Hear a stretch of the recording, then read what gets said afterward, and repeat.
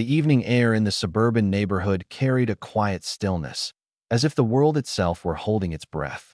The street lamps flickered on one by one, casting long shadows that stretched across the manicured lawns and trimmed hedges, while the faint scent of wet grass and blooming flowers drifted through the air.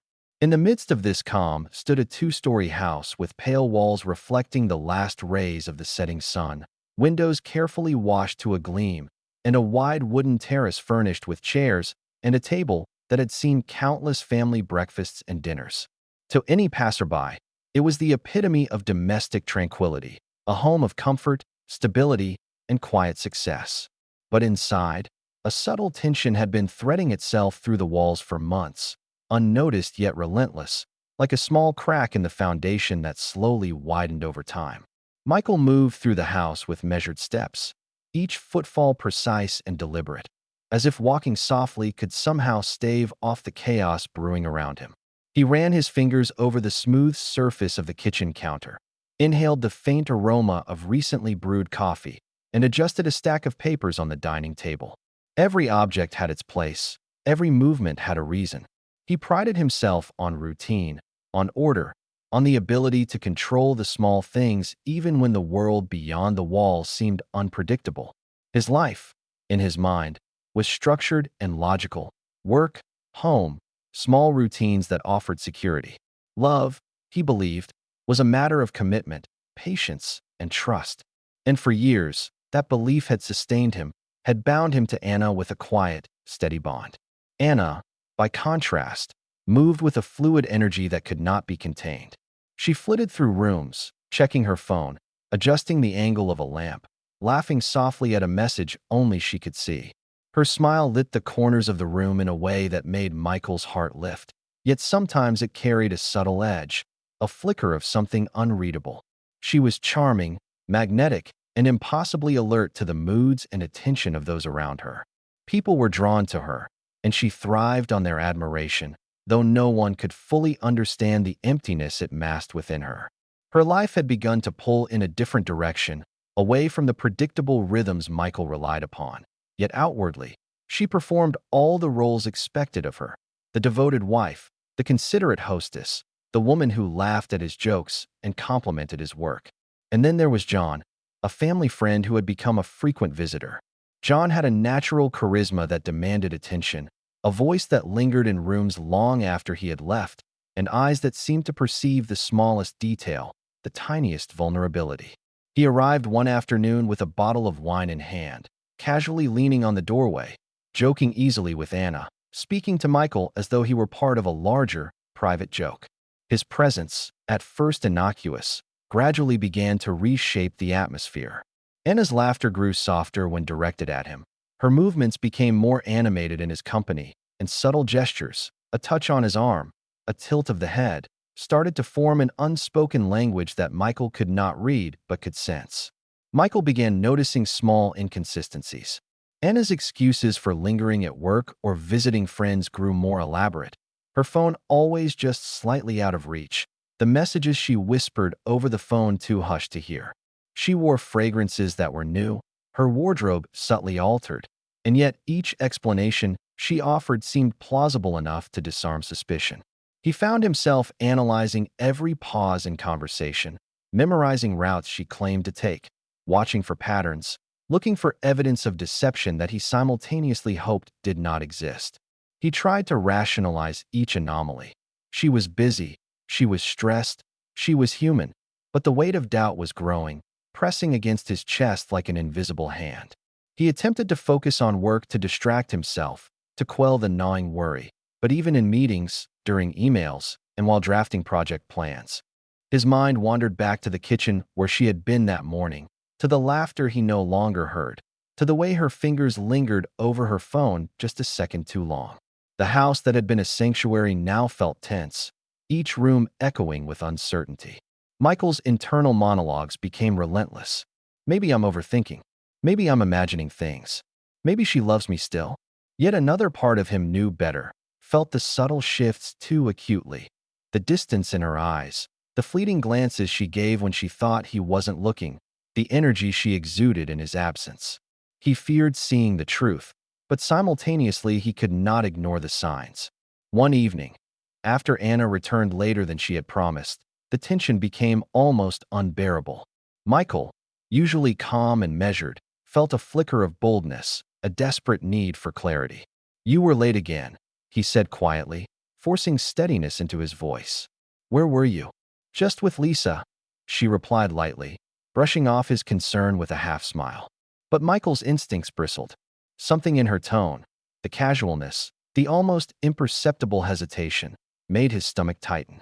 He wanted to believe her, but the weight of accumulated unease had created cracks in his trust. Even as he nodded and accepted her answer, a small, sharp doubt lodged itself in his mind, whispering, "Not everything she says is true." Anna's ability to navigate questions, deflect suspicion, and maintain her calm grew more precise each day. She adjusted her explanations, rearranged events, and created a carefully maintained illusion of transparency.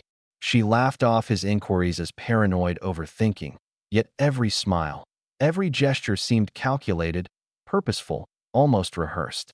Michael felt increasingly powerless, aware that the intimacy he once relied upon was slowly being siphoned away from him, replaced by a controlled, distant version of the woman he loved. By the time Michael decided to act, he was walking a fine line between trust and verification, between hope and fear. He began subtle investigations, checking bills for unusual charges, tracking minor inconsistencies in timing, cataloging small behavioral shifts, and memorizing the details of every interaction she had outside the home. Yet every time he approached her directly, she provided plausible answers, rehearsed explanations, or carefully curated evidence that restored the fragile balance of his confidence. The tension grew silently, like the tightening of a rope around his chest, while Anna continued her carefully choreographed dance, seemingly oblivious to the storm building within him. Finally, Michael conceived a plan. He would test the situation indirectly, without confrontation, without accusation. He announced a business trip, a simple, believable story about meetings and deadlines in another city. She wished him a quick and cheerful farewell, kissed his cheek briefly, and returned to her own world. But instead of heading to the airport, he drove to a distant parking lot near the edge of the neighborhood, from which he could observe the house without being seen. The sun had dipped below the horizon, leaving a deep twilight that thickened the shadows and muffled the sounds of life. He sat in silence, muscles tense, eyes fixed on the warm glow spilling from the windows, and waited, heart pounding as anticipation and dread collided inside him. The night deepened, swallowing the faint sounds of suburban life, leaving Michael alone in his car, muscles coiled like springs, eyes fixed on the warm, glowing windows of the house. Every second stretched endlessly as he watched the familiar silhouettes moving inside, a domestic scene that, just moments ago, had seemed safe and predictable, now twisting into something unrecognizable. He saw Anna enter the living room carrying a glass of wine, her movements smooth, almost deliberate. She smiled faintly at the empty room, as though testing the air, and then, without a sound, John appeared from the side hallway, leaning casually against the doorframe, holding his own glass. Michael's heart lurched. His breath caught in his throat as he observed them interact. Their laughter was soft, conspiratorial, intimate. It wasn't loud or brash. It didn't shout betrayal in the obvious way. It whispered it, caressed it, layered it into every tilt of her head, every brief touch of his hand, every subtle brush against her arm. The familiarity, the comfort, the ease with which they moved together felt like an invasion, a silent claim over something that once belonged solely to him. Every gesture cut sharper than a scream. He saw them sit on the couch. Their knees brushed. John leaned closer. Anna turned slightly toward him. Their heads inclined just a fraction, their lips almost meeting, but it was enough. Enough for Michael to feel the sudden, searing weight of reality pressing down on his chest. He pressed both hands against the steering wheel, knuckles whitening, trying to anchor himself in the cold night air while his mind raced through years of shared breakfasts, whispered conversations, and quiet evenings by the fire. It all felt simultaneously distant and intimately connected to this unbearable present. He wanted to leave, to erase what he had seen, to convince himself that he had imagined it, but his body refused. His gaze remained glued to the scene, absorbing every detail, every movement, every fragment of warmth that no longer belonged to him. The shadows in the room played tricks on the mind, exaggerating the closeness of their bodies, the tenderness of their smiles. He noticed how Anna's fingers lingered on John's hand for a moment longer than necessary, how she laughed at something he said with a softness reserved only for him. Each detail, trivial in isolation, assembled a picture that left no room for misinterpretation. Hours, or maybe only minutes, passed in agonizing silence before the glow from the television flickered differently. Michael's heart skipped a beat as he realized she had set the screen to play a recorded video. A casual, playful act, almost imperceptible in its cruelty. He squinted, and then, as if drawn by some magnetic force, he noticed his own past, his own home, being mirrored back to him in pixels. There she was again, his wife, but not the Anna he knew. She was laughing, moving, speaking softly, her gestures intimate, deliberate, confident in ways that had been reserved for him. And beside her was John, leaning close, whispering, laughing, touching her hand in ways that should have been unimaginable in their home at that time. Michael's chest constricted. A cold, burning weight settled in his stomach. His hands trembled, though he gripped the steering wheel tightly to suppress the physical reaction. His mind reeled with disbelief and horror.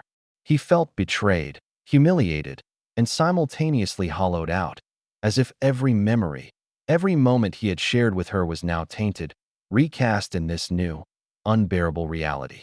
He could see the warmth between them, the private jokes, the unguarded smiles, the casual intimacy of people who had crossed an invisible line.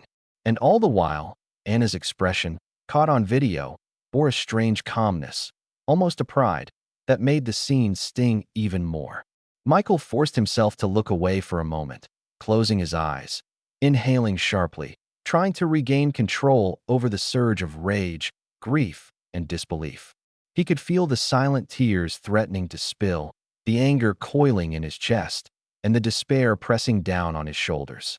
He wanted to scream, to burst through the door, to confront them and reclaim what had been stolen. But a quieter, more potent impulse took hold, a mixture of shock, clarity, and the realization that this moment was not a point of action but a revelation. He needed to understand, to see the truth fully, to absorb it before deciding what to do next. In the dim glow of the dashboard, he watched as Anna reached for the remote control, her hand steady despite the late hour. Her fingers pressed the button, and the video began again. Michael leaned forward, gripping the edge of his seat, eyes wide as the screen inside the house mirrored life he once thought permanent.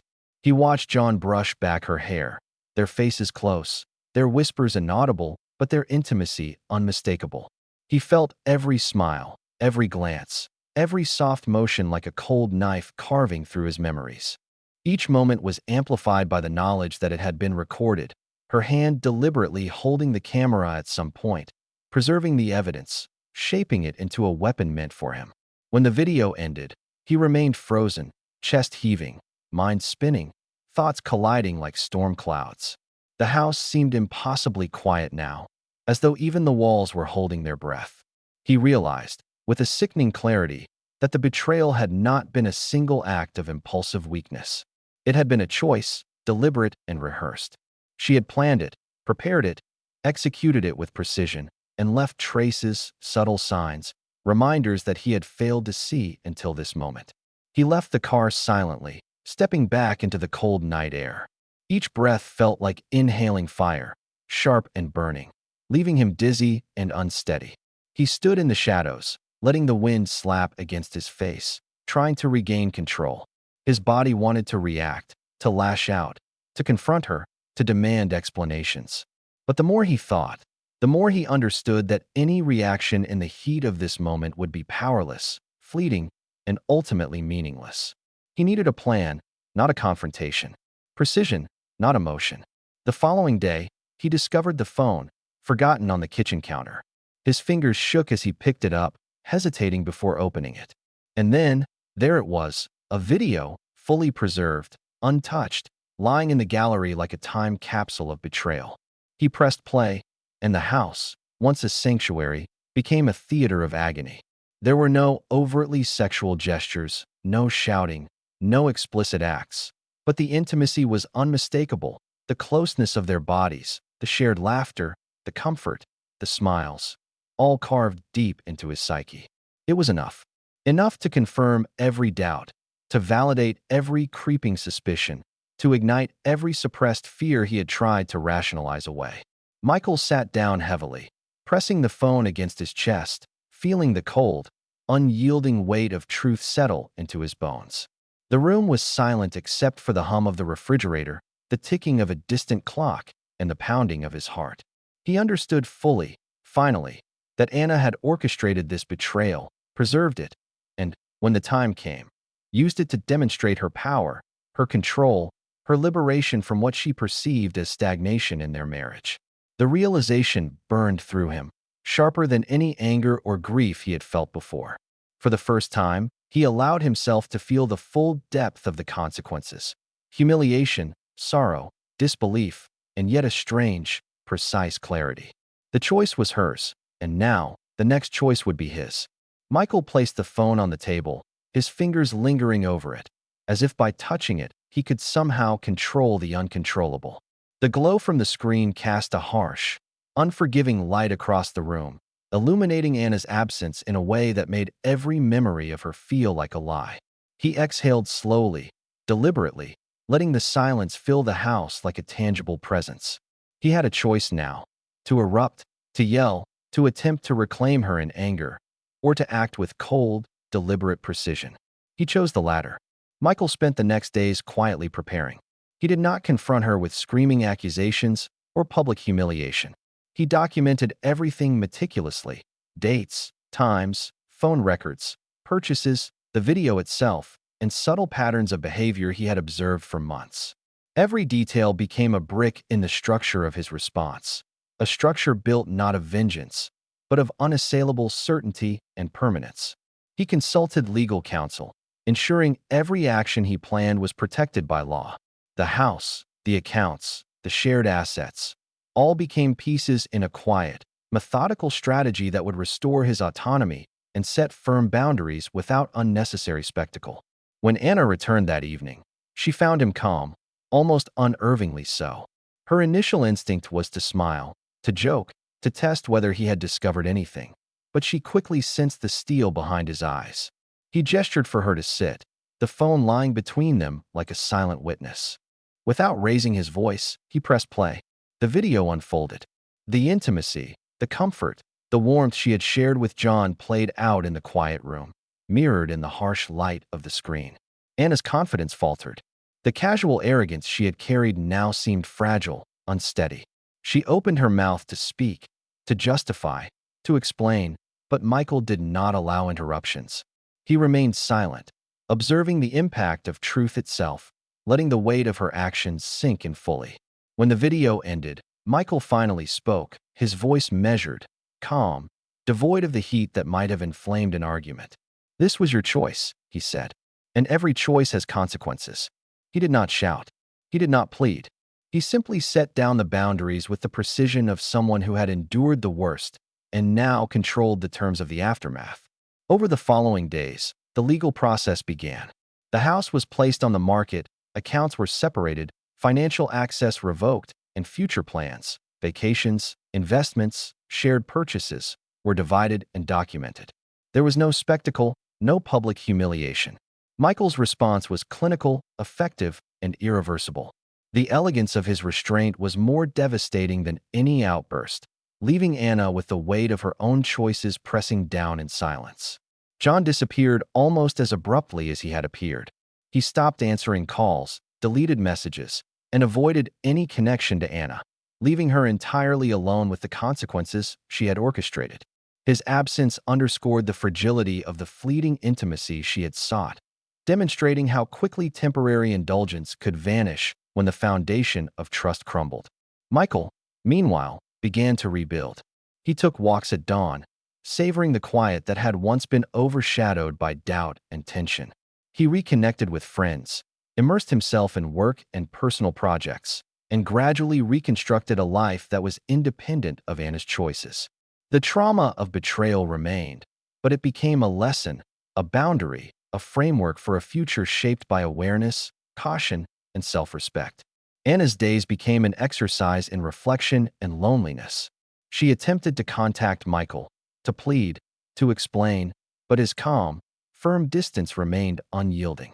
For the first time, she confronted the reality that attention, admiration, and fleeting intimacy could never replace respect, trust, or the solid foundation of a life built together. Her lessons were harsh and deeply personal. Betrayal, no matter how justified by internal restlessness or desire for freedom, carried consequences that were inescapable. When they crossed paths 1 year later, at a routine legal appointment to finalize remaining documents, the transformation was clear. Michael's presence radiated composed authority. His calm eyes carried no hatred, only a quiet acknowledgement of past pain and the strength of survival.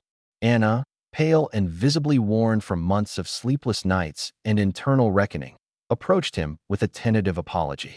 But he only gave her a measured look and said quietly, firmly, "Betrayal is not a mistake. It is a choice, and choices have consequences." He turned and walked away, leaving her in the sterile light of the office, surrounded by the quiet reality she had created for herself. No shouting, no spectacle, no dramatic final confrontation. Only the unalterable weight of truth, the clarity of legal and emotional boundaries, and the understanding that actions define the life one leads, and that some doors, once closed, do not reopen. In the months that followed, Michael found peace. He rebuilt his life not through revenge, but through meticulous care for himself, his routines, and his dignity. The betrayal, once a razor-sharp pain, became a precise lesson in autonomy, boundaries, and resilience.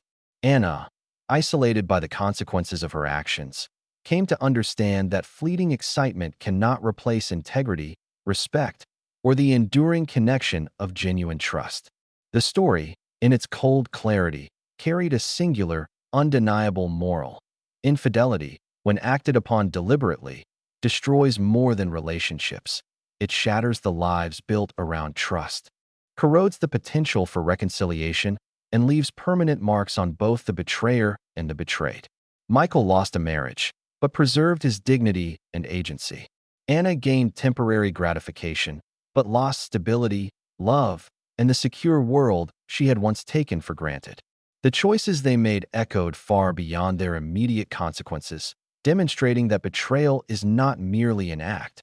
It is a decision with irreversible repercussions, a lesson written in the lives of those it touches.